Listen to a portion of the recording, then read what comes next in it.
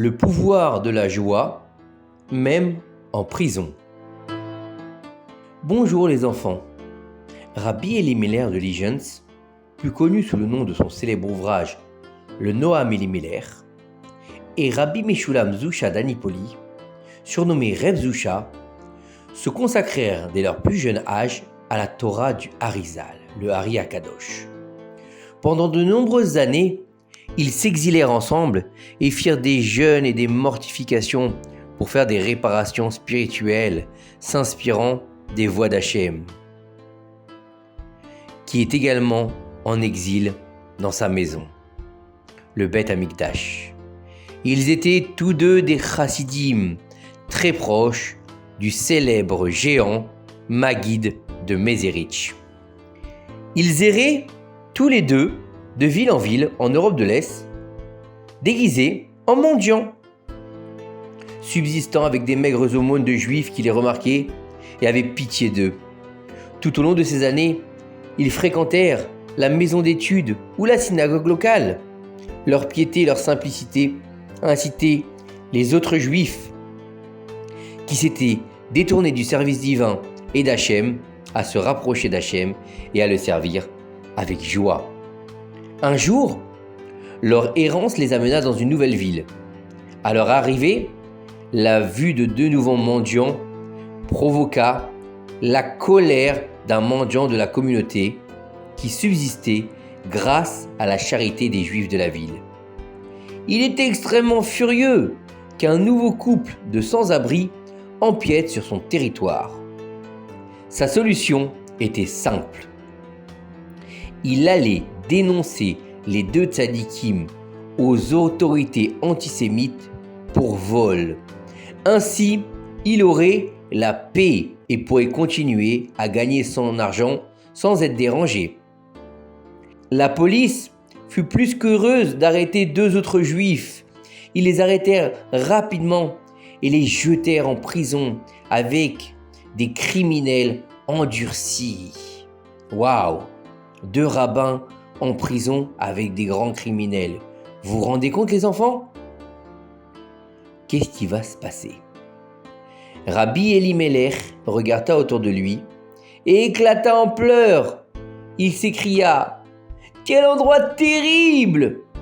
Rabbi Zusha le regarda incrédule et lui demanda: « Mon frère, que t'arrive-t-il? Où est ta foi? Qu'en est-il de ta émouna? Notre Père Céleste a le contrôle sur tout. S'il a été décrété que Zusha doit être dans une cellule de prison avec un grand nombre de criminels hargneux, qu'il en soit ainsi.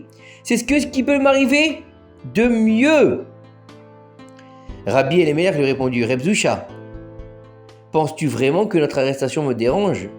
J'ai la émouna, j'ai la foi. En fait, je suis troublé par le fait qu'il y a un seau rempli de déchets nauséabonds qui trône au milieu de la pièce, et donc il m'a interdit de prier. Comment pourrais-je ne pas pleurer? » Effectivement, les enfants, il est interdit de faire la prière ou d'étudier la Torah dans un endroit comme les toilettes ou un endroit où ils sont pas bons à côté d'une poubelle. Rabbi Zusha n'était pas convaincu par les arguments qu'il venait d'entendre. Il rétorqua: « Le même Créateur qui veut que nos prières veut que tu ne pries pas à côté de ce seau de déchets. Écoute-moi, nous devons danser avec joie pour accomplir la volonté d'Hachem Yitbarach. Il a décidé qu'on ne peut pas prier, et on est content, on va danser. » La sincérité incroyable de Rabbi Zusha anima l'esprit de Rabbi Elimelech. Il se leva avec excitation, il se lança dans une danse spontanée avec son pieux frère. Les prisonniers, abasourdis, qui regardaient le spectacle de ces deux chassidim dansant au milieu d'une cellule, se joignirent également à la fête et commencèrent à danser. Peu après, tous les prisonniers se tenaient par la main, chantaient, dansaient et s'amusaient comme s'ils étaient dans une salle de réception. Comment? Dans une prison? Une grande clameur s'éleva de la cellule et le directeur de la prison, entendant cela, se précipitait. Une grande clameur s'éleva de la cellule et le directeur de la prison entendant cela, se précipita pour voir ce qui se passait.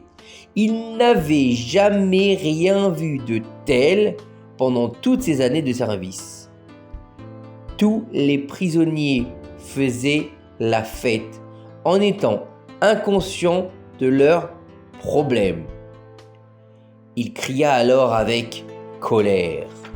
« Vous êtes au courant que c'est une prison ici? C'est pas une salle de danse! Que se passe-t-il? J'ai besoin de réponses tout de suite, ou sinon vous le regretterez. » Un des prisonniers, craignant ce qu'il attendait, pointa du doigt Rabbi Elimelech et Rabbi Zusha en disant au directeur: « C'est de leur faute! C'est des juifs, ils s'en foutent! Ils dansent à cause du seau où on fait nos besoins qui est dans le coin! Épargnez-nous de nouvelles sanctions! Nous nous sommes seulement joints à eux dans leur euphorie! » Le directeur, ayant peur de perdre le contrôle de sa prison, s'écria avec colère: « Eh bien, je vais donner une bonne leçon à ces deux juifs! Ils ne pourront plus se délecter de ce seau puant, parce que je l'emporte avec moi, et je vais de ce pas le vider!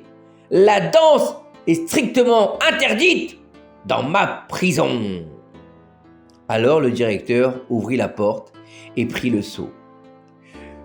Après que le directeur soit sorti et que le calme soit revenu, Rabbi Zusha se tourna vers son frère et lui dit: « Rabbi Elimelech, vois-tu le pouvoir de la joie?